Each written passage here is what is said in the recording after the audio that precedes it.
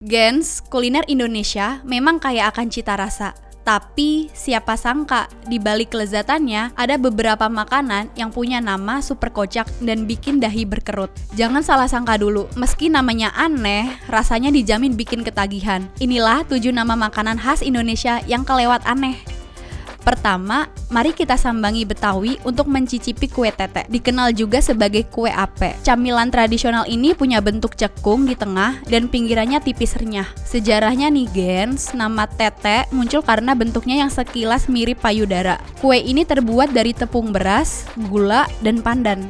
Meskipun namanya nyeleneh, rasanya yang manis dan lembut telah memikat banyak lidah sejak lama.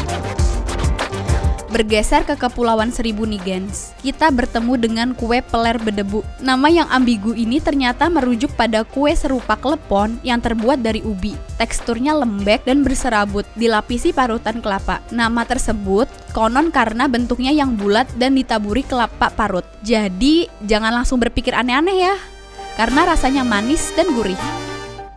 Nah, dari Jogja ada kue kontol kejepit atau yang lebih sopan disebut kue tolpit atau adrem. Kue khas Bantul ini terbuat dari tepung beras dan gula merah. Nama unik ini muncul karena bentuknya yang bundar lalu dijepit saat digoreng, sehingga membentuk lekukan di tengah. Dulu, kue ini disajikan sebagai camilan saat minum teh atau kopi loh.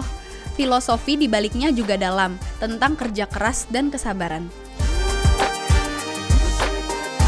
Selanjutnya nih gens, dari Medan ada nasi kentut. Makanan ini tidak benar-benar berbau kentut. Aromanya yang khas dan wangi berasal dari daun sembukan atau kentut yang digunakan saat memasak. Daun ini dipercaya memiliki khasiat obat untuk memperlancar pencernaan. Nasi ini biasanya disajikan dengan ikan pepes, sambal, atau lauk lainnya, menjadikannya kuliner istimewa di Medan. Beralih ke Temanggung, kita temukan kerela bajingan. Kudapan manis ini terbuat dari singkong yang direbus dengan gula merah. Nama bajingan berasal dari sopir gerobak sapi yang dulu sering menyantap makanan ini saat beristirahat. Gens, meski terdengar kasar, nama ini ternyata punya cerita yang kuat dan menjadi identitas kuliner tradisional di sana. Di Kepulauan Riau ada mie lendir. Jangan jijik dulu ya gens, nama lendir merujuk pada kuahnya yang kental, bukan karena kotor atau menjijikan. Nah, kuah kental ini terbuat dari kacang tanah, ubi, dan rempah-rempah yang menciptakan cita rasa gurih yang kaya. Mie ini adalah salah satu kuliner Melayu yang otentik dan sangat menggoda selera.